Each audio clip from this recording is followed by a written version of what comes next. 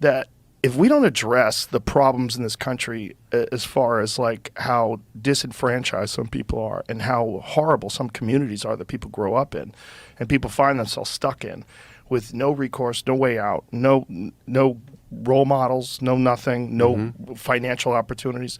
That's what our real problem is in this country, more than it is race. It's extreme poverty and extreme crime, and that these things don't get addressed over and over and over again. And in fact, a lot of the policies that you see coming from places like San Francisco and Portland, and they just exacerbate it. You're just seeing stores close because, like, okay, you can't just steal. You can't just have everybody just walk into Walmart and steal. I was watching a video where they were showing a Walgreens, and they had everything chained up. Chained. Oh, yeah. Chains. Even minor little things. Yeah, little things. Like frozen food dinners. Yeah, they had the frozen food section chained off. No, again, that's not... Liberalism was never... shoplifting is progressive. Right. Yeah. And we weren't interested in legalizing shoplifting, or as I guess we should call it justice shopping. But, you know, in Minnesota, for example, I think it was Minneapolis, after the George Floyd murder and the riots, I think there was a movement to disband a lot of the police, and they did. I think a lot of the police were let go, or somehow the police force was a lesser force than it was. And what happened was, of course, crime went up in certain areas, and a lot of the officers who had been fired or let go or quit, or for whatever reason they weren't on the force anymore, they were hired as private security. By who? The rich people who could afford to do it. So their neighborhood stayed safe. So that wasn't exactly, I thought, a victory for liberalism. No, it's the opposite. Yeah. It's unfortunate. Austin defunded the police and then refunded it. And refunded it by far more than they defunded it. Because they just course corrected. They went, okay, this is not working. We have to do something to fix it, which makes me very happy. Because I was really shocked that they wanted to do that. Because there's a lot of crime. And where my club is on 6th Street, that's a wild place. 6th Street gets wild. And there's a lot of crime there. And there's a good police presence there. And we have a lot of police at the club. We hire off-duty cops to work the club. And a lot of security. We want to make it as safe as possible. But the streets in the city, like, you know, from pandemic on, it's not good. You know, it's sketchy. And I'm glad they recognized it and did something. Well, because so many places just aren't course correcting. Chicago. Yeah.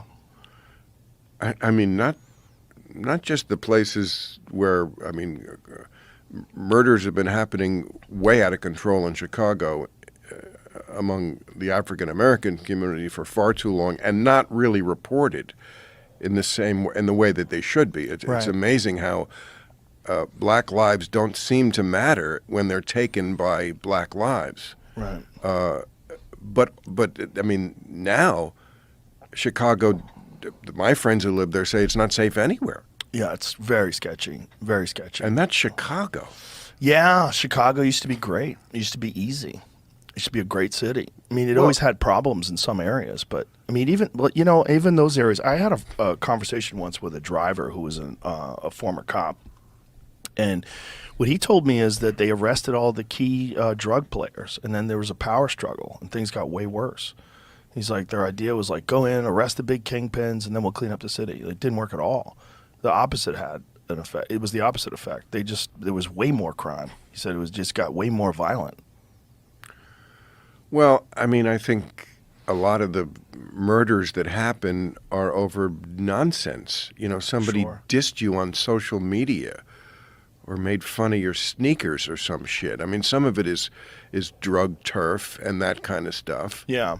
But I think some of it is just bullshit. And I don't understand why there isn't a more concerted effort to shine a spotlight on that. And where are the leaders of the community? The people who would have such cachet among those young African-American men, because that's who's killing each other. Yeah. Young African-American men, to say, cut it out. What the fuck are you doing killing each other? If there was a concerted effort by people in the music industry, people in sports who they look up to. Wouldn't that have an effect? I don't know. At this point, Worth in a time, try? I don't know. Worth a try, sure. Worth something. I mean, something needs to be done. I'm not the guy to figure out what needs to be done, but something needs to be done. It should have been done a long time ago. I don't know what that answer is, but no answer is not the answer.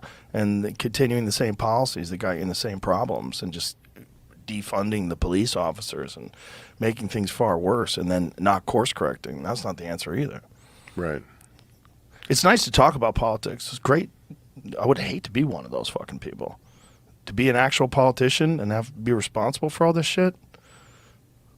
And also to come in now, Yeah, I mean, they are the easiest people to target because, of course, they have to kowtow to what the voters want, and the voters are completely contradictory.